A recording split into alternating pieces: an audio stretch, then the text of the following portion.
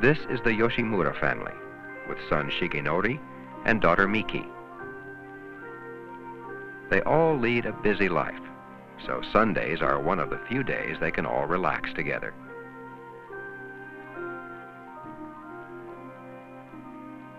On their way back to the city, they often do some shopping. The Japanese spend a larger part of their income for food than people in most industrialized nations. The Yoshimuras live in an apartment owned by the company for which Mr. Yoshimura works. This restaurant delivery man is bringing part of their dinner for tonight, and Mrs. Yoshimura is cooking the rest.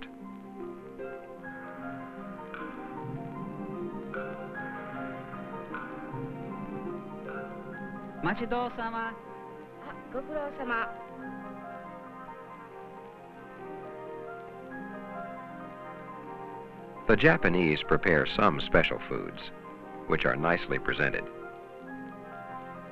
But most of their meals are similar to Chinese cooking. Tonight, noodle soup was requested by son Shigenori.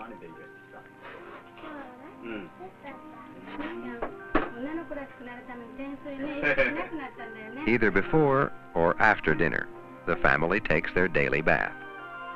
They shower first, and then soak in a deep, very hot tub for as long as an hour. Miki and her brother spend 2 or 3 hours every evening doing homework. Only the best students are accepted in the most popular universities.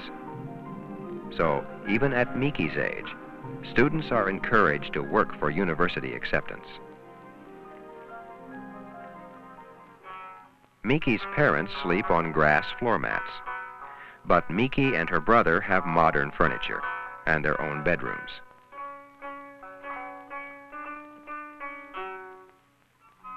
Early each morning, Mr. Yoshimura walks to a nearby train station and, like many Japanese, travels for an hour to the factory where he works. Most other countries have a mixture of people from different regions and with different traditions. But here in Japan, the people Mr. Yoshimura works with are all of the same race, speak the same language, have the same religion, and same traditions. Being similar in so many ways, it's not as important to them to be different as to be loyal to the group. They respect loyalty to the family, their school, the people they work with, their company, and their government. Companies are loyal to their workers, offering them lifetime employment. Much of Japan's industrial success is due to this sense of loyalty between workers and companies. As an island nation, Japan's industrial success also depends upon shipping. Ships carry the products of Japan's factories to all parts of the world.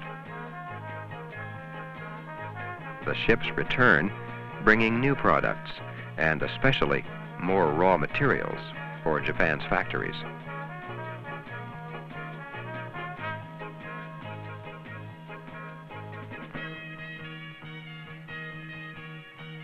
This ship has arrived from Malaysia, bringing a cargo of iron ore.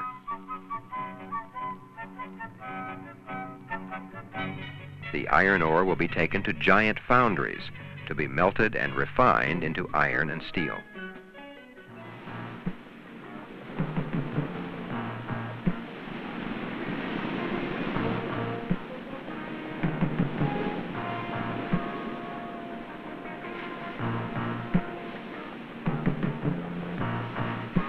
This modern foundry requires few employees because most of the work is controlled by computers. In this control room, the workers are all university graduates.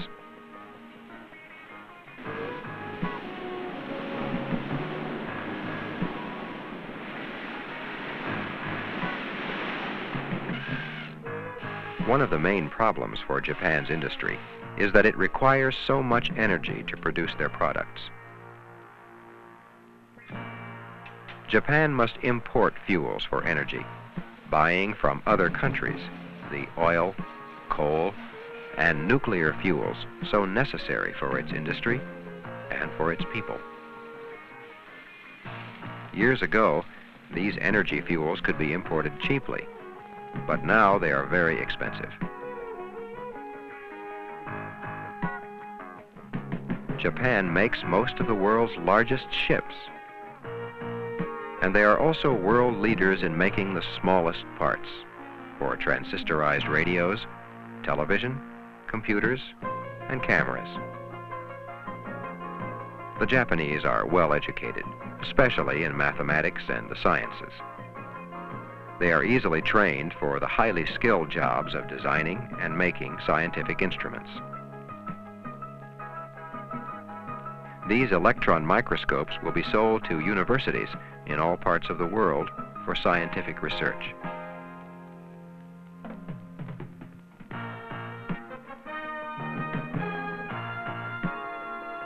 Workers are paid bonuses twice each year as a share of the company's profits.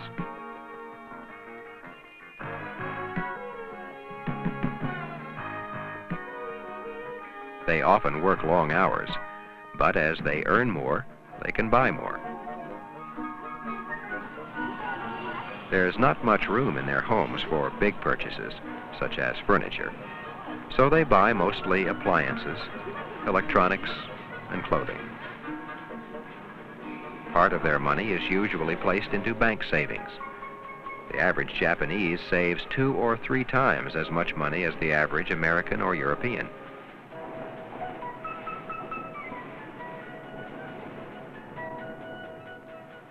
After the destruction of World War II, Japan had almost no housing left in its cities. As people rebuilt, no one had the time or money to worry about building restrictions, wide streets or sidewalks, pollution control, proper sewage, safety rules, or community planning.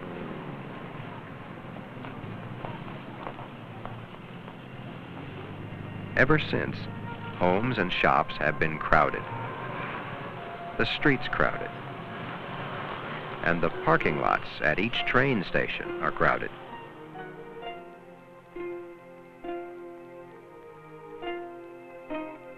Workers travel for an hour or more in crowded trains to reach their jobs in crowded cities. Japan's great industrial success has brought it wealth, but also pollution and congestion. The Japanese have recognized their problems and have already started with massive programs to correct them. They have greatly reduced the pollution from automobiles. Old factories are being replaced with modern ones. This new computerized steel mill cost millions of dollars. It doesn't produce any more steel than the old one, but it has eliminated the air pollutants. In this unit, poisonous gases and solids that used to pollute the air are now chemically changed into useful products. For the past 100 years, while America and Europe have been developing highways for automobiles, Japan has been developing its train system. The longest and first monorail train system in the world is in Tokyo and is powered by electricity.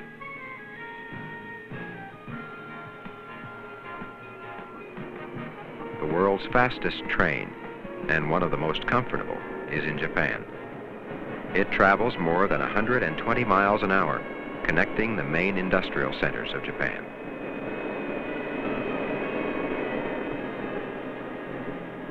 It's only recently that an excellent highway system has been built throughout Japan to handle the increased traffic.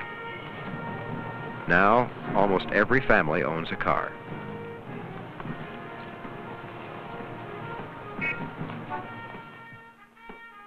The Japanese have brought themselves from wartime defeat and destruction to become one of the world's richest nations. How are their traditions of respect for family, education, and work helping them to succeed?